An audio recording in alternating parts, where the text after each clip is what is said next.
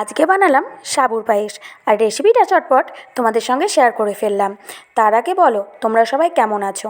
আশা করছি ভালো আছো, সুস্থ আছো। আমিও ভালো আছি। আর তোমাদের সঙ্গে আজকে আবার একটা রান্নার ভিডিও শেয়ার করব। তোমরা যারা যারা আমার চ্যানেলটিকে সাবস্ক্রাইব করেছো তাদেরকে অসংখ্য ধন্যবাদ। যারা এখনও সাবস্ক্রাইব করেনি তারা ঝটপট সাবস্ক্রাইব করে দাও, যাতে তোমাদের সহযোগিতায় আমরা আরেকটু এগিয়ে যেতে পারি। তো চলো বেশি কথা না বলে তোমাদের ঝটপট এই সাবুর পায়েস রান্নার রেসিপিটা তোমাদেরকে দেখিয়ে দিই। সাবুর পায়েস বানানোর জন্য আমি এখানে মোটা সাবুদানা 200 মতন নিয়ে নিয়েছি। আর সাবুদানাটাকে ঠিক বানানোর 1 ঘন্টা আগে ভিজিয়ে রেখেছি। তোমরা চাইলে ছোটো দানা যে সাবুগুলো হয় সেগুলো ব্যবহার করতে পারো। আর ভিজানোর টাইম আধ ঘন্টা হলেই হবে, কেননা মোটা দানা ভিজতে একটু সময় লাগে। তো এইবার যেটা আমি নিয়ে নিয়েছি, এখানে আছে তেজপাতা, এলাচ, আর নিয়েছি কিশমিশ আর কাঠবাদাম ভেজানো আছে, আর সঙ্গে আছে কাজু বাদাম। আর কড়াইটা দেখো গরম করতে দিয়ে নিয়েছি। তো কড়াইয়ে আমি প্রথমে যেটা করলাম, সামান্য একটু ঘি নিয়ে নিয়েছি।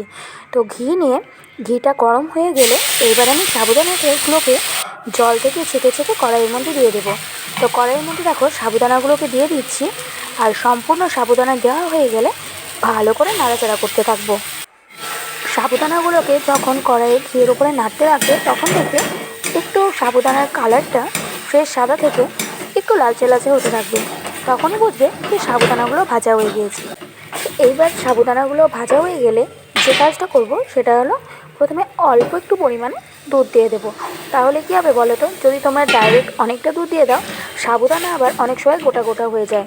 তার জন্য প্রথমে অল্প পরিমাণে দুধটা দিয়ে ভালো করে মিশিয়ে নেব, যাতে সাবুদানাগুলো দলা না পাকিয়ে যায়।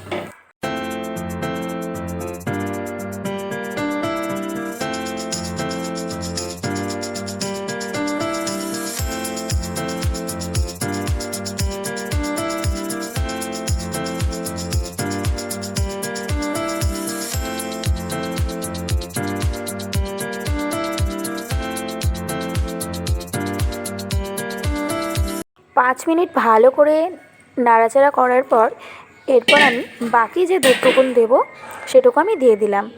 এরপর আবার ভালো করে নাড়তে হবে। আর তার মধ্যে যেটা দিতে হবে সেটা হলো তেজপাতা, কাজু, কাঠবাদাম আর কিশমিশগুলো। আর কাঠবাদামগুলো আমি গোটা দিইনি, ওইগুলোকে টুকরো টুকরো করে কেটে নিয়েছি। তো এবার এইগুলো দিয়ে ভালো করে আবার নাড়াচাড়া করতে হবে।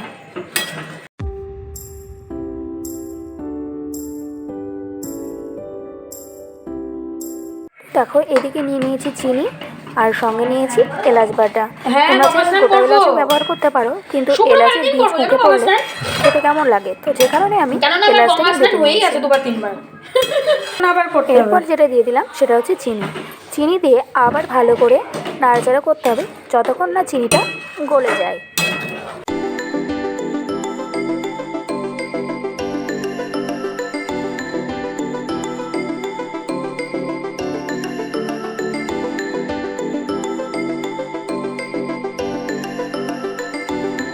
audiobeatph.com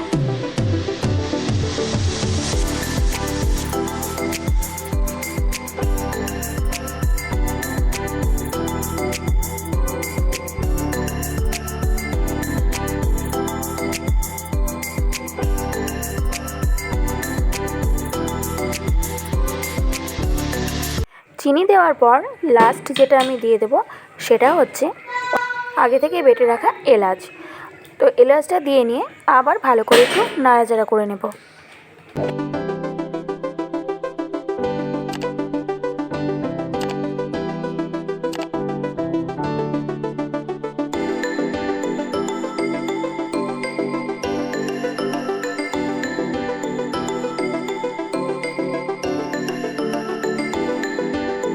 এলাচ দিয়ে কিছুক্ষণ রেখে দিয়েছিলাম, আর পায়েসটাও অনেকটা ঘন হয়ে এসেছে। তার মানে পায়েস রেডি। তো এবার আমি গ্যাস ওভেনটা বন্ধ করে নিয়েছি, আর এদিকে দেখো পায়েসটা খুব সুন্দর করে সাজিয়ে নিয়েছি। তোমরা এটা ট্রাই করো, দেখো খেতেও অবশ্যই ভালো লাগবে। আর এসব পুজো পার্বণের দিনে মাঝে মধ্যে বানিয়েও খেতে পারো। তো চলো আমি আমার রেসিপিটা তোমাদের সঙ্গে শেয়ার করলাম। তোমরা প্লিজ বাড়িতে ট্রাই করো। তো অবশ্যই কমেন্টের মাধ্যমে জানাবে তোমাদের এই শর্টকাট রেসিপিটা কেমন লাগলো। তো আজকের মতন ভিডিওটা এই পর্যন্তই। সবাই ভালো থেকো, সুস্থ থেকো। চলে আসবো আবার একটা নতুন ভিডিওর সঙ্গে। বাই।